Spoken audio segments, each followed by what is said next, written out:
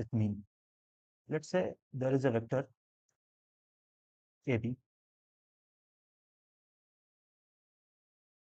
Suppose this is a vector AB, and there is a vector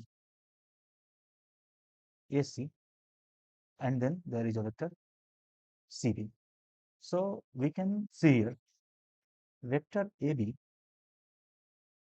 can be written as vector AC plus vector CB. So what is happening here? There is a vector, and this vector can be written into its components, the vectors constituting the vector AB. So here what we can say, this vector AB is composed of this vector AC and then this vector CB. So these two are the components of vector AB, and we can say the vector AB is resolved into its components.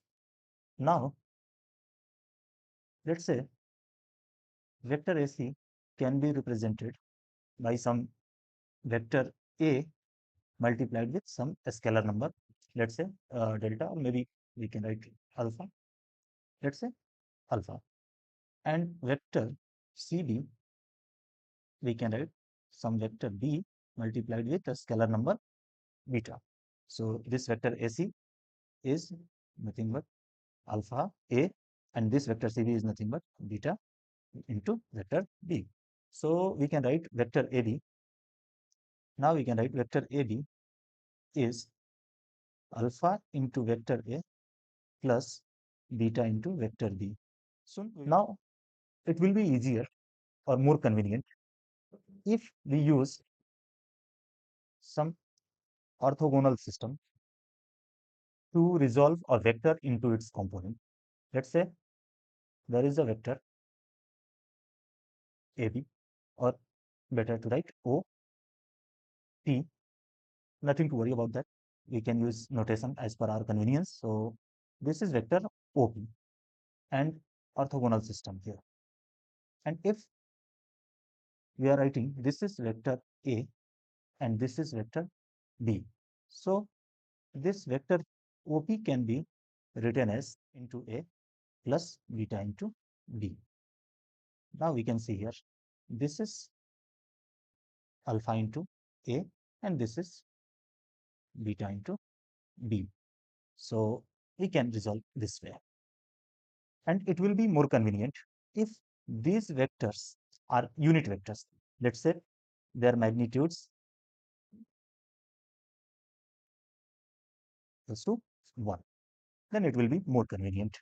Let's say what are the conventional way to write this thing?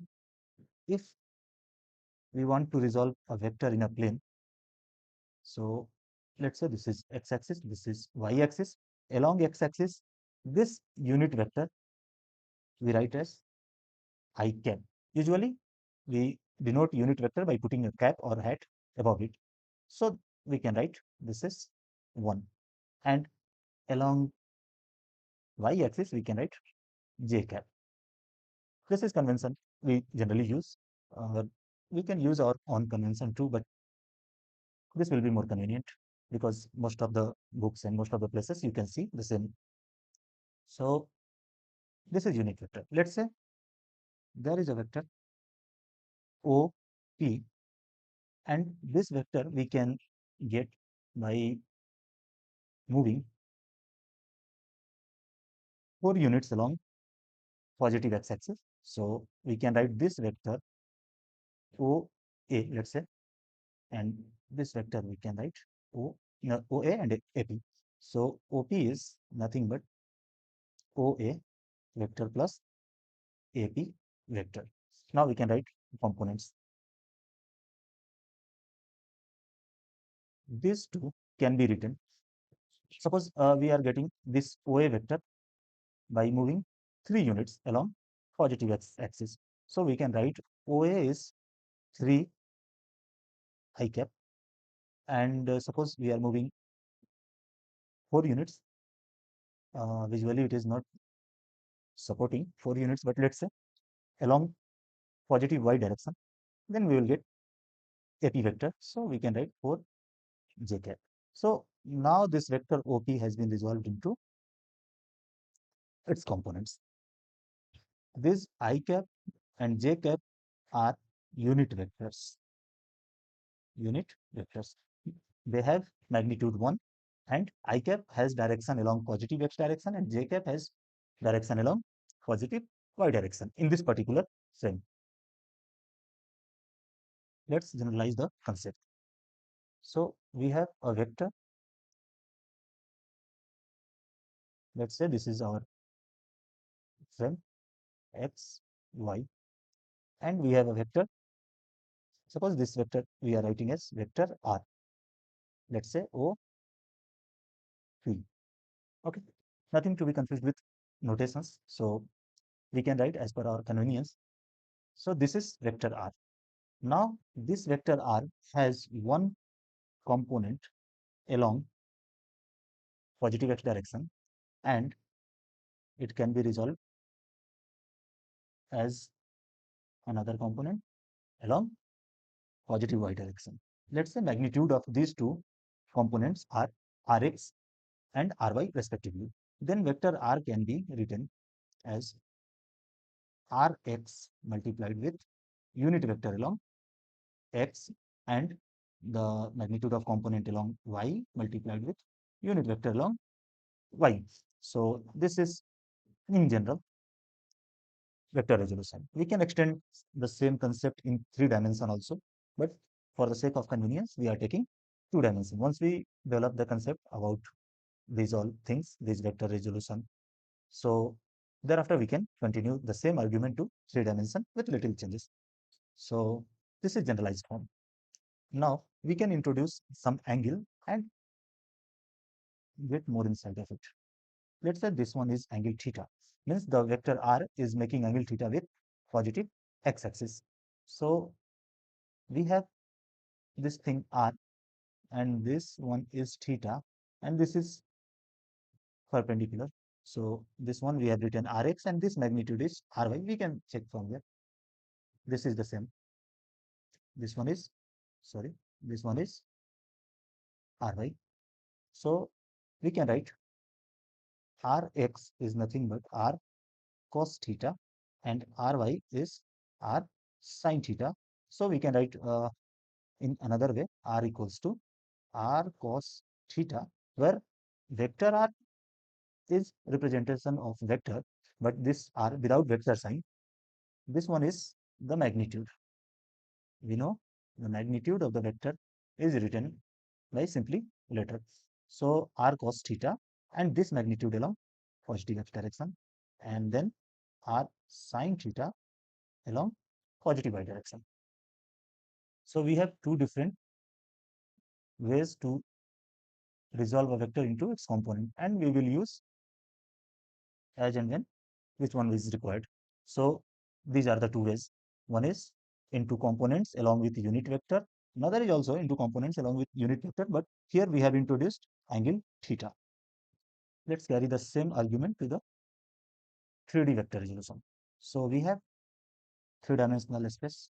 Now you can say Euclidean space. Let's say this is x-axis, and the unit vector along x-axis is I cap, and this is y-axis, and unit vector along this y-axis is j cap, and then we have z, and along it k cap. So if we have a vector r, we can write this vector r as rx, which is the component of r along positive x here. So we can draw here to make it more clear. Let's say to reach this point, you have to include this much along x-axis and this much along y-axis, and then this much magnitude along z-axis. So I cap plus ry j cap plus rz k cap, as we have done. So we have one way here. Now we can use angles also here. So how we can use those angles? Let's say this vector r is making alpha with positive x direction, and this vector r is making angle beta with positive y direction, and then gamma with positive z direction. Now, so Rx will be r cos alpha, ry will be r cos beta, and rz will be r cos gamma. We can take one-dimensional case to understand any one of these things, then we can continue for the remaining two. Let's say along y, and if this is the vector r, and it is making angle beta, then the component along y direction ry we can write equals to r cos beta. This is simple ratio. As we know, cos beta will be, in this case, base divided by hypotenuse, and base is nothing but ry, and hypotenuse is the magnitude of vector r. So we can write ry equals to this much. Same argument we can carry forward for rx and rz. To resolve the vector, now we can write vector r.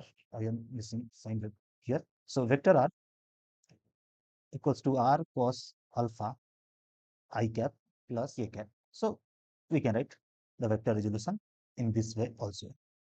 And now an important relation, which is cos square alpha plus cos square beta plus cos square gamma equals to 1. You try by yourself using this equation. I hope you will get this result. In case you have any issue, you can ask me in the comment section. So this one we can get from here. Next is, we should also know that cos alpha, cos beta, cos gamma are called direction cosines of vector, whatever vector we have written here. Let's check vector r, or what is advantage of considering orthogonal system for vector resolution. So let's say there is a vector r, and we can write alpha a and beta b, and then r can be written as alpha into a plus beta into b. Let's say this alpha, this a and b vectors are unit vectors for a moment. Still, it is difficult to get the magnitude of vector r if this angle is not equal to 90 degree. It will be difficult, a little difficult at least. But if you are considering an orthogonal system, let's say this is j cap and this is I cap, let's say 4 I cap and this is 3 j cap.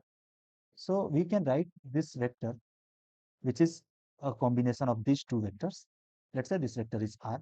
So r equals to 4 I cap plus 3 j cap. And now if we use, this one is 90 degree, if we use Pythagoras theorem here, we can write the magnitude of vector r is nothing but 4 square plus 3 square, which should be 5.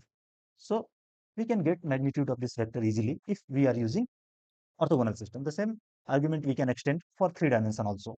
Let's say the position vector for a point in a space. Let's say this is point in a space, and position vector is the vector which joins the point with origin. Means you can say, if we are drawing a vector from point O to P, so this, and where O is origin or our reference point, we can say this vector r is not a unit vector necessarily. This vector r is position vector for point P in the space. So if we have this vector r as component rx along I cap and ry along j cap and rz along k cap, or positive z direction, we can write the magnitude r, magnitude of vector r is nothing but r, we can write as rx square plus ry square plus rz square, and whole thing is under square root. So this is the magnitude. We can check it, and I'm leaving it for you. You can check it easily how it comes. You have to apply the Pythagoras theorem twice in different sense. So up to here we are stopping. In case you have any doubt, you can ask in the comment section. It was